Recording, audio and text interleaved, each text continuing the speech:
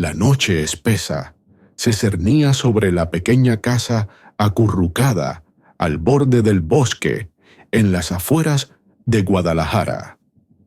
Era 1972, pero el miedo tenía tintes ancestrales primigenios. Comenzó con un aullido, no, el aullido común de un lobo salvaje, sino un sonido prolongado, solitario, lastimero y amenazante que resonaba desde la insondable oscuridad del bosque, lo bastante cercano como para helar la sangre. Cada noche volvía a sonar, y cada noche Arturo se despertaba sobresaltado en la cama, bañado en sudor frío, los ojos de veterano clavados en el vacío indefinido tras la ventana. A su lado, Elena, su esposa, también despertaba, pero ella solo escuchaba en silencio, con el cansancio y la ansiedad ya familiares. En la pequeña habitación contigua, Sofía abrazaba con fuerza a su hermano, pequeño Mateo, que temblaba. Ambos niños, con los ojos muy abiertos por el miedo, miraban hacia el bosque, de donde provenía aquel sonido macabro. Arturo se levantó sus pasos pesados, resonando hasta la ventana, apretando los puños, mientras el último aullido se desvanecía, dejando tras de sí un susurro ronco, audible solo para él, entre el silbido del viento. Lo sabes, siempre lo has sabido. El amanecer trajo consigo una luz tenue, pero no disipó la atmósfera tensa que envolvía la casa. Elena intentaba mantener una rutina normal, preparando el desayuno, pidiéndole a su marido que fuera al pueblo, pero la conversación siempre volvía al aullido de la noche anterior.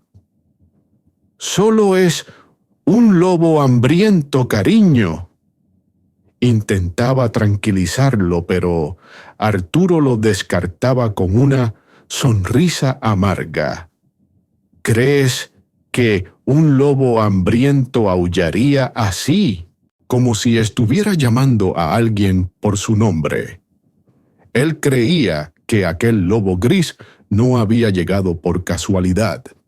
Y entonces, en medio del escepticismo de Elena, el pequeño Mateo gritó de repente, desde el patio trasero, señalando hacia el linde del bosque, balbuceando de miedo. «Ahí, lo vi. Era enorme, gris. Sus ojos eran rojos». Cuando Arturo y Elena salieron corriendo, no había nada allí, solo el borde del bosque, sospechosamente silencioso, bajo el sol. Pero entonces Arturo se agachó. Sobre la tierra húmeda, una huella era claramente visible, anormalmente grande, profunda, y de forma extraña, no exactamente la de un lobo. Su mirada se encontró con la de Elena y el vago temor que ella sentía se vio confirmado de golpe por una prueba escalofriante. El lobo ya no era un fantasma en la mente de Arturo. En los días siguientes, la tensión escaló hasta el límite. Arturo sacó su viejo rifle de caza y lo limpió meticulosamente, su mirada cada vez más distante y atormentada. Rechazaba los intentos de conversación de su esposa, aislándose en su obsesión. Fragmentos de recuerdos dispersos del campo de batalla comenzaron a invadir su mente. Cada vez que el aullido resonaba, imágenes caóticas, sangre y un rostro sufriente que apenas vislumbraba.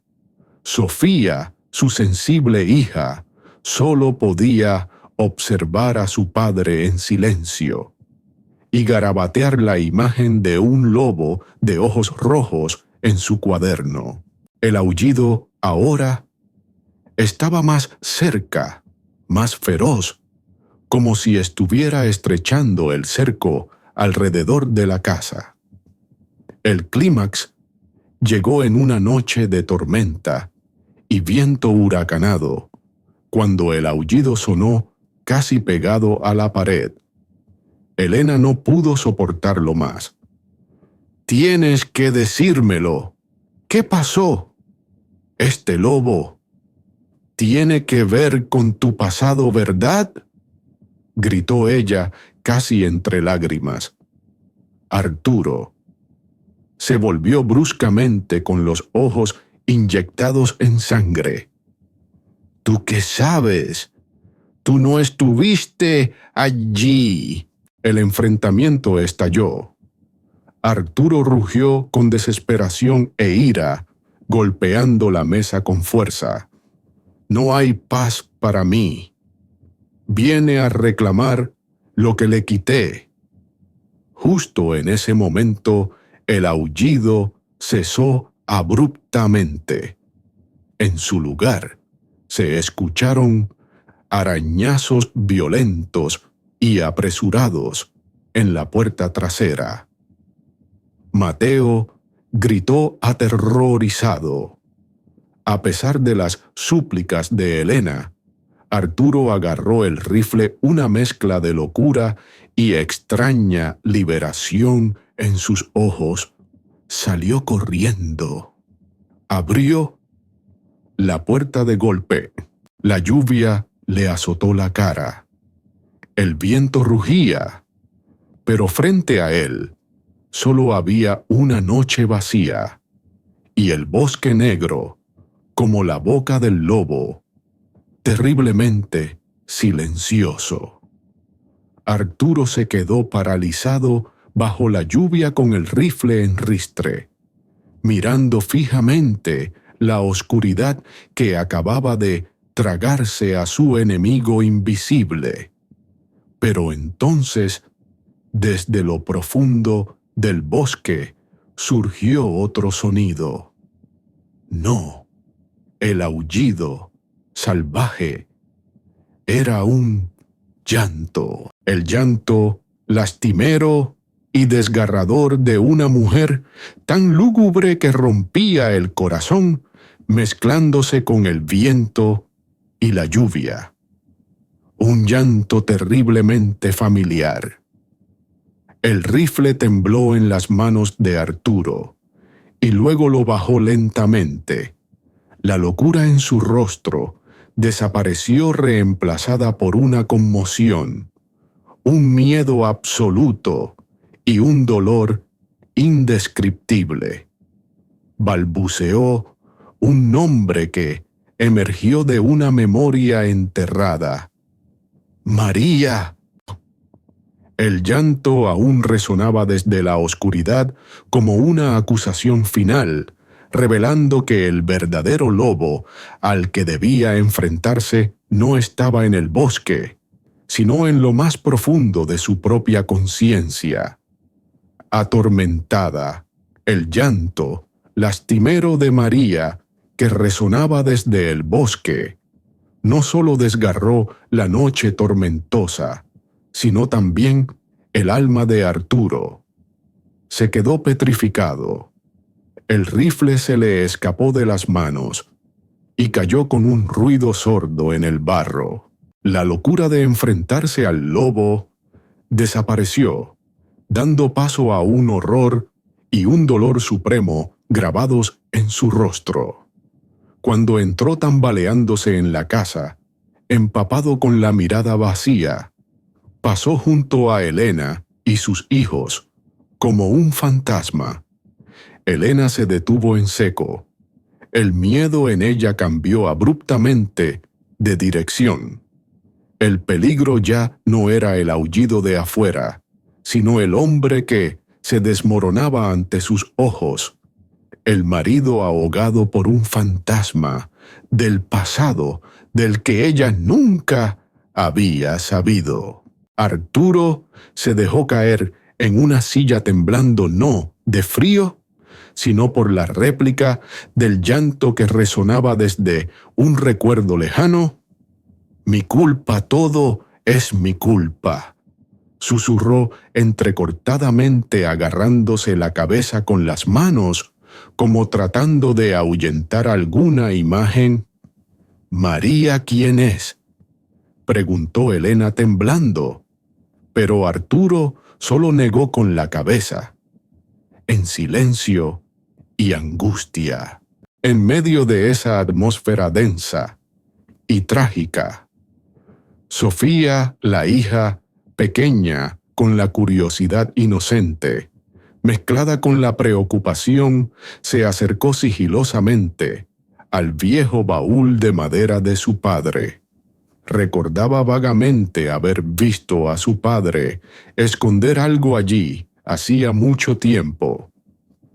Sus pequeñas manos rebuscaron entre los viejos uniformes militares y tocaron algo duro.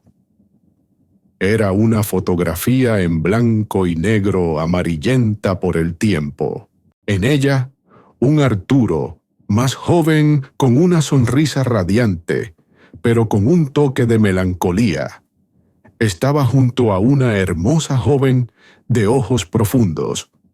Debajo de la foto, una inscripción manuscrita apenas legible: Arturo y María, la última primavera.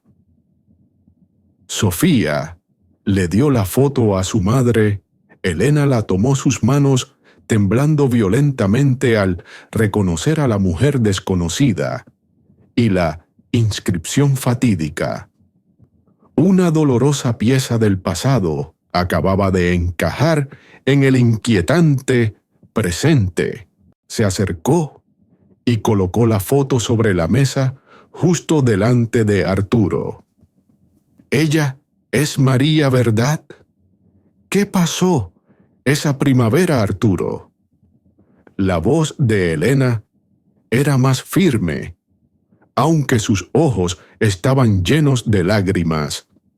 La imagen de la fotografía golpeó a Arturo en el alma.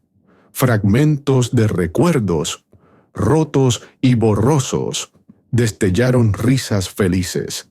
Con María en el pueblo tranquilo, luego disparos, humo y llamas.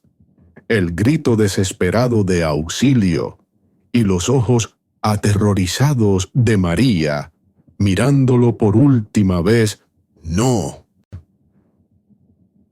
gritó él arrebatando la foto, pero Elena no retrocedió. «Estoy viviendo este infierno contigo. Tengo derecho a saber. ¿Qué le hiciste?».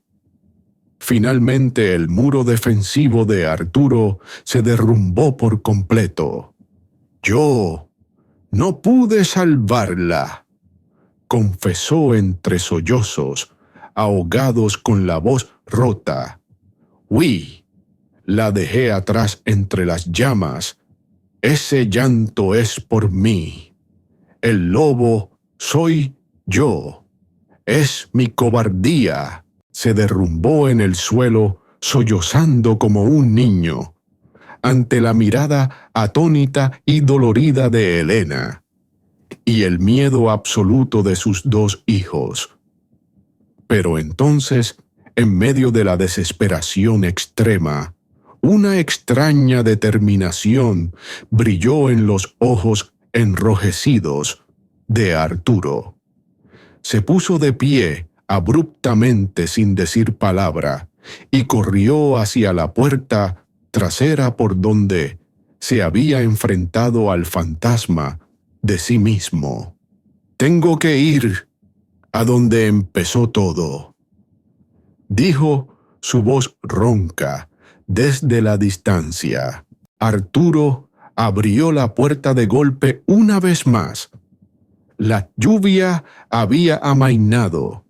Solo quedaba la noche y el bosque silencioso. Esta vez no llevaba rifle. No había defensa.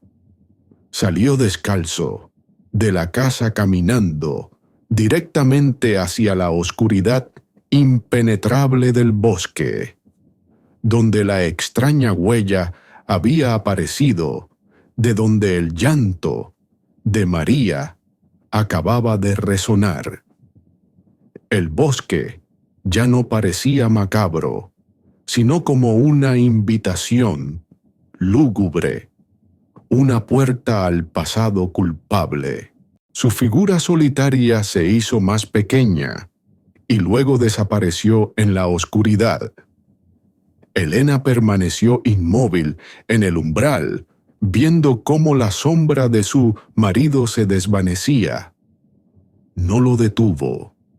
En su rostro había una lucha entre el amor, el miedo y una comprensión tardía y amarga.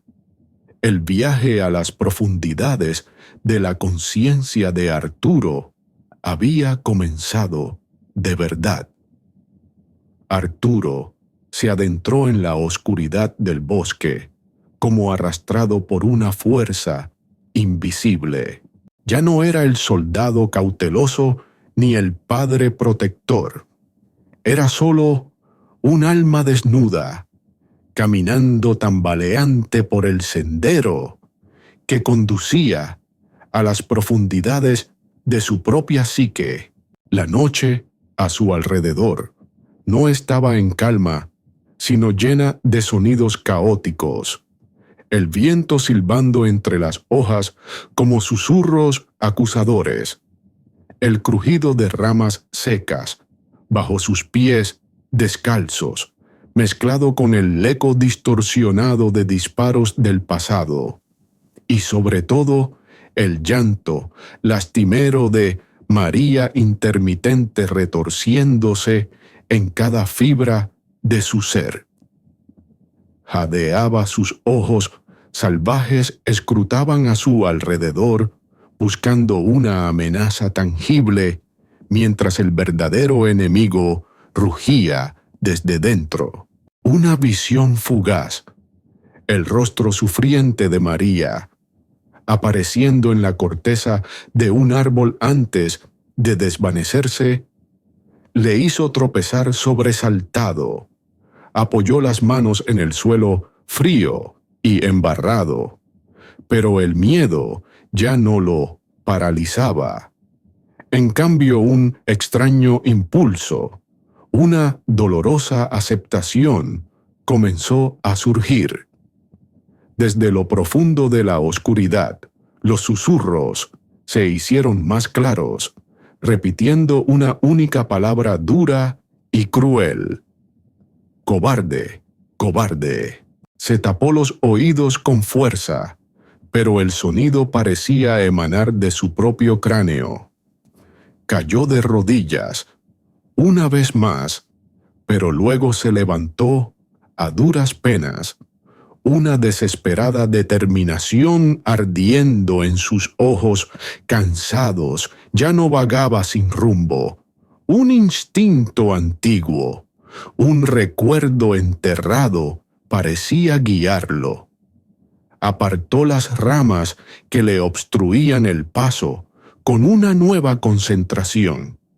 Sus pies descalzos seguían sangrando sobre espinas y piedras. Las visiones de la guerra, de figuras fugaces, persistían, pero ahora las recibía con un dolor mudo en lugar de pánico absoluto. Su mano tropezó casualmente con un pequeño objeto metálico, brillando débilmente bajo la escasa luz de la luna. Un fragmento de metralla. o parte del barato collar que María solía llevar. Lo apretó en la palma de su mano la fría sensación del metal como un ancla que acercaba los recuerdos fragmentados. Y entonces se detuvo abruptamente. El aire a su alrededor pareció congelarse. Frente a él, en medio de un inesperado claro, en el bosque estaba un enorme tocón de árbol antiguo, desnudo ennegrecido por un rayo o un incendio de tiempos remotos. Sus ramas retorcidas y carbonizadas se alzaban hacia el cielo nocturno como brazos esqueléticos suplicando en vano. Un silencio sepulcral envolvía el lugar, un frío que no pertenecía a la noche de octubre. Arturo miró el tocón fantasmal y un escalofrío recorrió su espalda. No recordaba este lugar con la razón, pero su alma, la parte más profunda de él, conocía este lugar. Era la cita con el dolor. Avanzó lentamente hacia el árbol, quemado cada paso, arrastrando el peso de toda una vida de remordimientos. El olor a ceniza tenue, pero persistente, flotaba en el aire como si el fuego fatídico aún ardiera en algún lugar bajo la tierra fría. El susurro, cobarde, ahora parecía emanar del propio tronco seco. Sombras danzaban en su visión periférica, a veces tomando forma humana, a veces disolviéndose en la oscuridad. Se arrodilló su mano temblorosa, tocando la corteza carbonizada y helada. «Lo siento, María», susurró con la voz quebrada. «Tuve tanto miedo». Los recuerdos volvieron en tropel, ya no borrosos, sino dolorosamente nítidos. El antiguo pueblo, este mismo árbol, cuando aún estaba verde, sus risas con María, luego el estruendo ensordecedor, el fuego voraz, surgiendo de la iglesia cercana, el grito desesperado de María, atrapada en algún lugar del caos. Y él, presa del pánico, arrastrado por sus compañeros, apenas capaz de mirar atrás para ver el mar de llamas devorando toda esperanza. «No fue mi culpa», gritó al árbol, a los fantasmas invisibles, a sí mismo. «Fue la guerra». Pero su grito era débil, perdido en el silencio acusador del bosque. Finalmente el último muro de contención se hizo añicos. Hundió el rostro en el tocón, su cuerpo sacudido por sollozos silenciosos. La culpa, el miedo y el dolor de la pérdida, reprimidos durante tantos años, brotando ahora como un torrente. Ya no se resistía. Solo quedaba la rendición desesperada al peso del pasado. Mientras se hundía en el abismo de su angustia, un ligero ruido sonó justo detrás de él. Un susurro sobre las hojas secas. Arturo levantó lentamente el rostro cubierto de lágrimas y ceniza. Bajo la pálida luz de la luna, a pocos pasos de él, no estaba la visión de María, ni el lobo gris de su imaginación, sino una figura aún más inquietante, un muchacho vestido con su viejo y raído uniforme militar de antaño, estaba allí en silencio. Era él mismo, el Arturo del día fatídico. El muchacho no dijo nada, solo se quedó allí, sus ojos fijos en él, una mirada vacía, sin juicio, pero que contenía todo el peso de un pasado inmutable, una verdad a la que estaba a punto de enfrentarse. El silencio envolvió el claro mientras las dos versiones de Arturo se enfrentaban junto al tocón quemado, uno envejecido, marcado por décadas de remordimiento frente a otro joven, pero cuyos ojos ya estaban teñidos por una tragedia imborrable. El Arturo mayor temblaba casi incapaz de mirar directamente a los ojos vacíos del pasado que se materializaba frente a él. El viento cesó.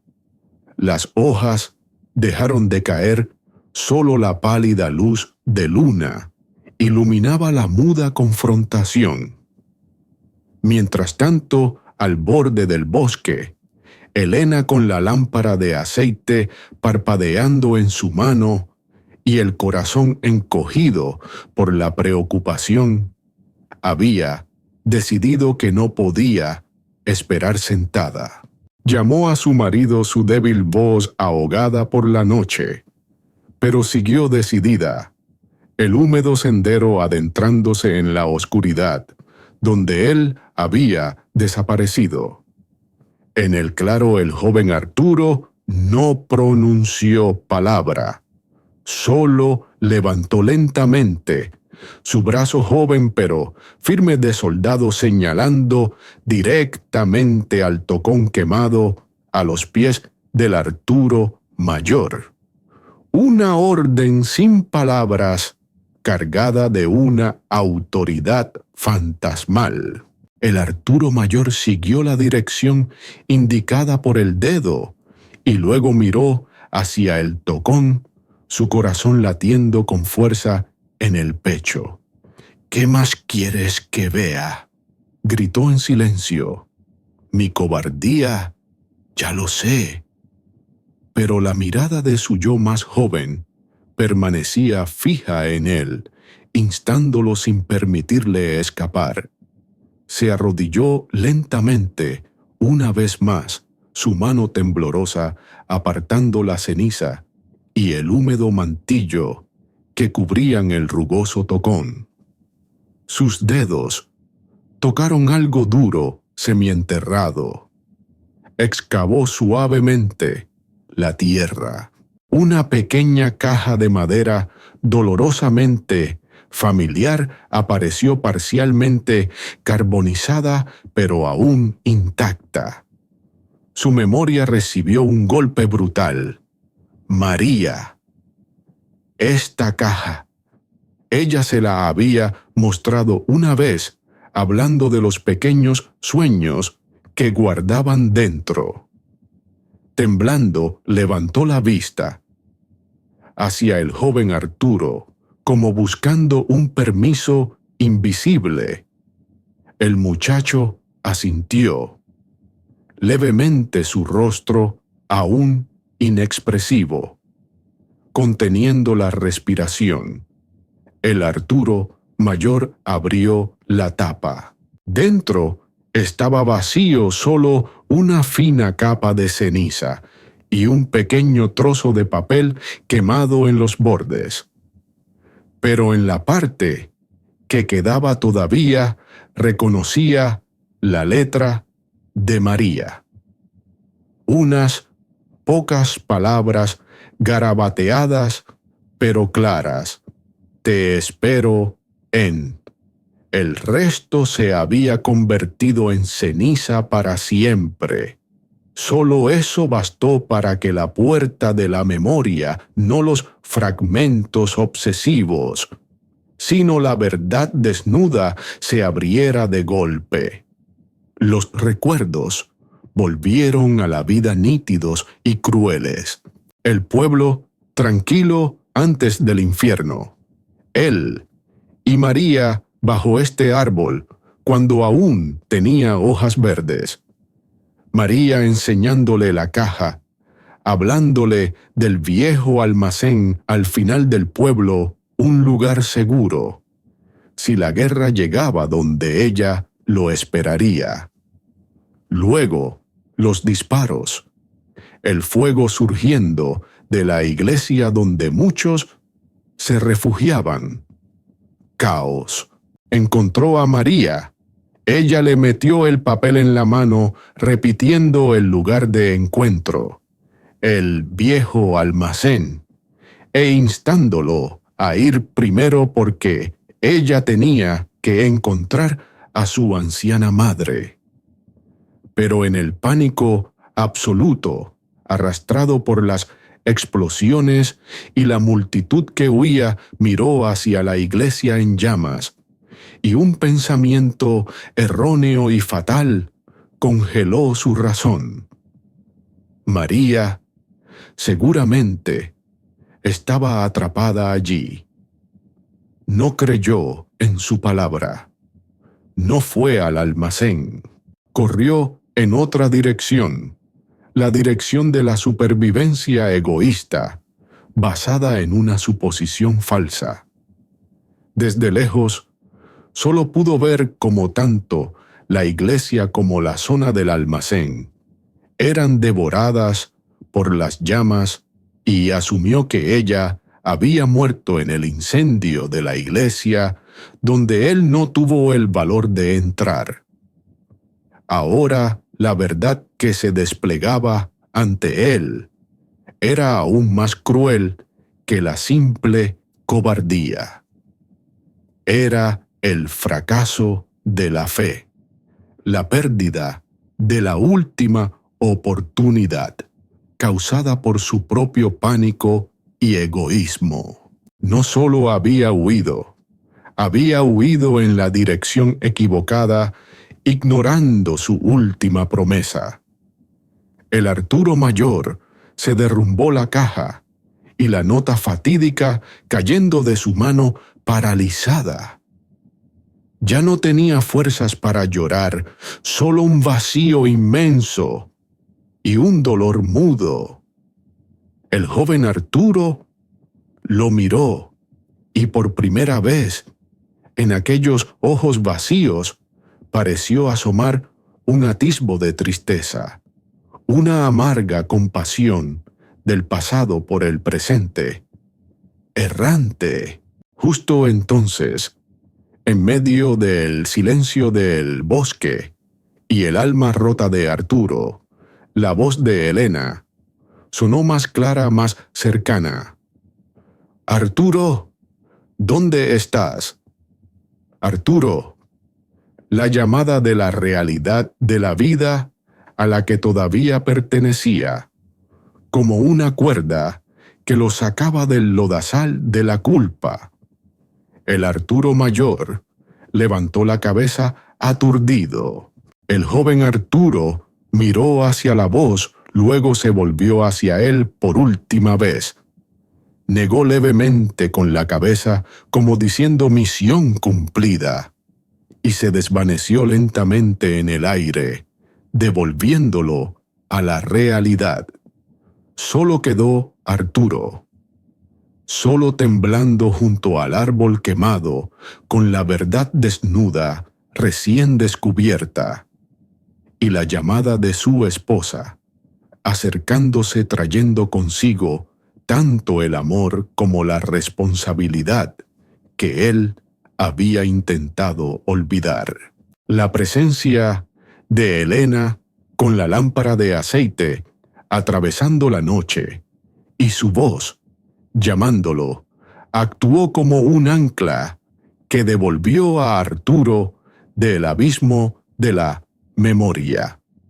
Seguía sentado junto al tocón carbonizado, reliquia del pasado, su mano aún apretando inconscientemente la caja de madera y la nota fatídica, prueba de la verdad brutal que acababa de afrontar.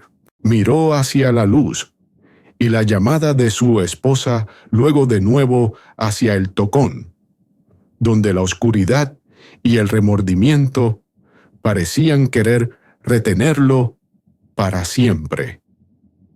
Un pensamiento oscuro cruzó su mente. Tal vez este era su lugar hundido en las cenizas del error. Esa sería la expiación final. Pero entonces la imagen de los rostros inocentes de Sofía y Mateo, sus risas cristalinas, volvió a él junto con la imagen de Elena, sosteniendo a la familia con fortaleza durante tantos años. Se encontraba en la encrucijada de su alma un camino. Llevaba al pasado inmutable, un sendero borroso conducía al frágil presente. Elena se acercó con cautela, la luz de la lámpara revelando el rostro demacrado y el profundo dolor grabado en el semblante de su marido. Vio la caja de madera quemada, la nota arrugada sobre la tierra húmeda. No necesitó preguntar más. La intuición de esposa de quien había compartido con él tantas noches de obsesión le permitió comprender en parte la verdadera carga que él acababa de enfrentar y confesar.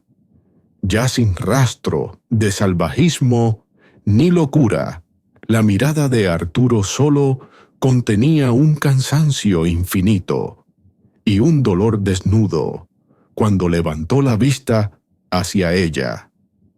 ¡Ella María! Su voz era ronca, casi un susurro, cada palabra arrancada de una garganta seca. No estaba en la iglesia. Me esperaba en otro lugar. Yo no fui. La confesión final. El núcleo de la tragedia no fue dicha al árbol inerte, ni al fantasma del pasado, sino a la mujer del presente. Elena escuchó la conmoción, cruzó su rostro, pero fue rápidamente reemplazada por una comprensión profunda y dolorosa. La verdadera carga no era solo la cobardía, sino el fracaso de la fe, un error aún más persistente. Después de pronunciar las palabras, como si una parte de la carga invisible hubiera sido liberada, aunque la herida seguía sangrando. Arturo respiró hondo.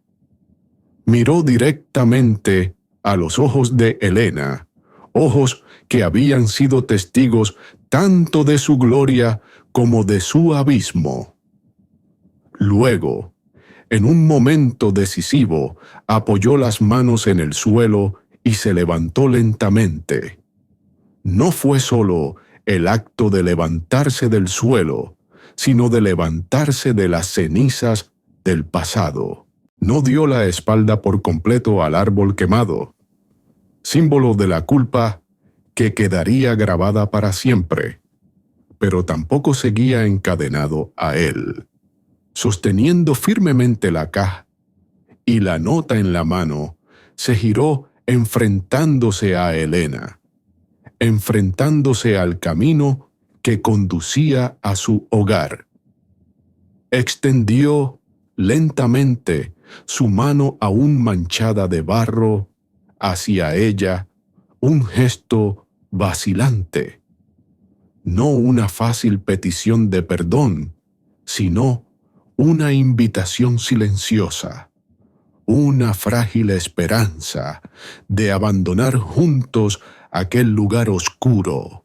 Elena miró la mano extendida de su marido, luego su rostro, donde el dolor persistía, pero la locura se había desvanecido.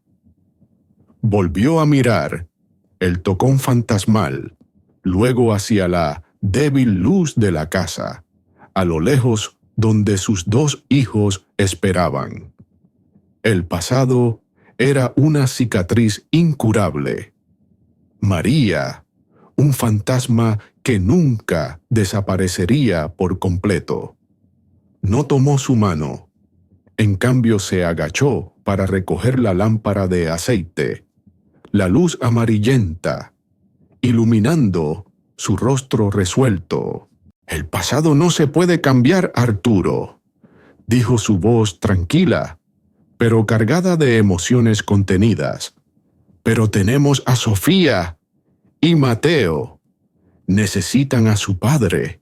Ni una palabra de perdón, ni una palabra de reproche, solo la verdad del presente y la responsabilidad ineludible». Luego se dio la vuelta primero, levantando la lámpara para iluminar el camino, y comenzó a caminar por el sendero que salía del claro. Obsesionante. No miró hacia atrás, pero sus pasos parecieron ralentizarse ligeramente.